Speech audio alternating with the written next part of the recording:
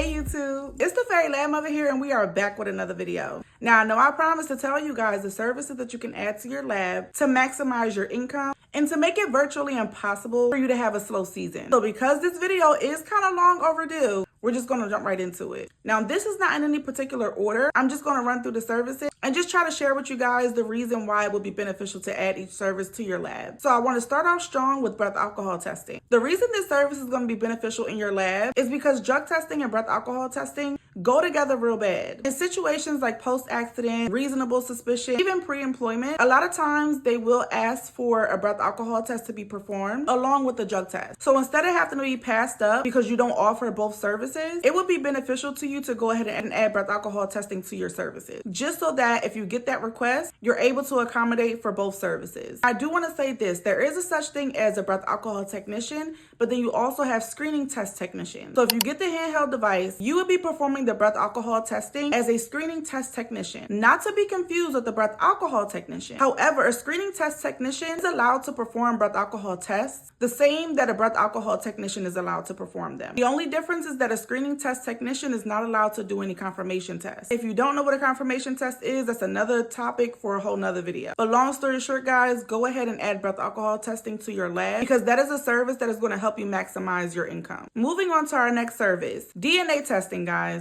And DNA testing isn't necessarily directly connected to drug testing. However, it is a service that is directly connected under that lab umbrella. And in certain situations, you do need DNA testing to be paired with drug testing. And that's usually situations when you're dealing with like family law attorneys or like some type of custody court. A lot of times they will request, drug testing and DNA testing as well. So yes, you definitely want to add DNA testing. Very little work with very high earning potential, especially if you get into like immigration testing, legal testing, things like that. But that's another video for another day. Next up, we're going to get into background checks and I-9 verification. The reason why I put those two together is because they kind of just go together to me. And these are going to fall under that pre-employment umbrella. So a lot of times if you have an employer that you're doing pre-employment services for, obviously they're going to be asking for drug tests, right? However, they may also want background checks and I-9 verification, depending on the situation, depending on the employer. So those services can actually come in handy when you're dealing with employers. And like I said before, you don't want to be passed up because you offer one service and not the other. So it would be very smart for you to go ahead and add background checks and I-9 verification to your pre-employment services under your lab umbrella. And last but not least, drum roll please, is going to be ink fingerprinting. Now, if you know me or you're familiar with me, you know that this is my absolute favorite service. And if you don't know me, I'm here to tell you right now, ink fingerprinting is going to hit every single time. The reason being is because ink fingerprinting is one of those services that is very inexpensive to start. It's very budget friendly. Another thing with ink fingerprinting, it's a very quick service. Once you get used to it and once you get used to like the technique of it, you can do an ink fingerprint appointment in about 5-10 minutes. Now, if the person needs multiple cards, obviously it's going to take you a little bit more time, but ultimately it's a very quick service with a very high income potential. Now, here's the thing. I don't want you guys to get ink fingerprinting confused with live scan fingerprinting. They are two different things. And nowadays, with everything being electronic, live scan is a little bit more popular. However, ink fingerprinting is still very much needed. So with everyone going into live scan and no longer offering ink fingerprinting anymore, you could potentially be the only person in your area offering that service, which ends up being great for you because who else are they going to go to? Now, here's the thing. There may be someone way in the back like, oh, they could just go to the sheriff's office. However, the thing with the sheriff's office is the wait is going to be about 2 to 3 weeks out. With the people that you're dealing with, they are getting these fingerprints done to be able to send them to another state for their license. And I don't know about you, but from my experience, people who are trying to get their license don't have time to sit around and wait. Also, a lot of people don't want to have any interaction with the police department or the police office or the sheriff's office literally at all. So they're going to go ahead and go with you. And a lot of times people need more than one ink card to be inked.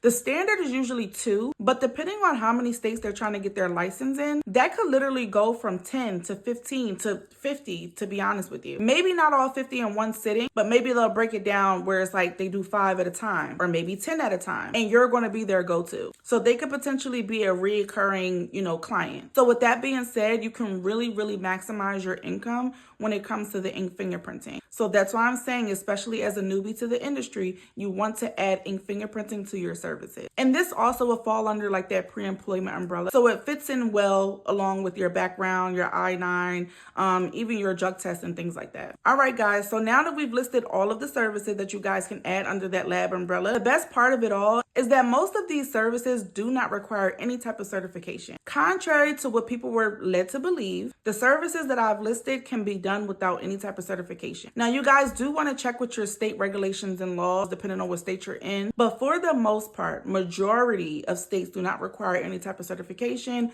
or special license or anything like that for any of these services that I just listed. So it sounds to me that you guys have some work to do to go ahead and do what you need to do to add these services to your lab. So if any of these services piqued your interest or you guys are interested in getting started with any of these services, I do have a link down below for you guys to go ahead and check out. And all of the services that I listed today are available in that link. So anyway, guys, this video is long overdue, but hopefully someone finds value in this video and this is something that someone needed to hear. And hopefully you guys go ahead and add some of these services under your lab umbrella so that you can go ahead and get some real income coming in to help grow your lab business. Because in this here lab industry, especially as a newbie, maximizing your profit is really going to be your main goal. And then as you guys grow and as you go along your journey, you're going to kind of be able to pick out what services you prefer over others. And you're also going to be able to gauge what brings you in the most profit and ultimately where you should focus most of your attention to, if that makes sense. Okay, guys, so that's a wrap. Hopefully that helps, and I will catch you guys in the next video.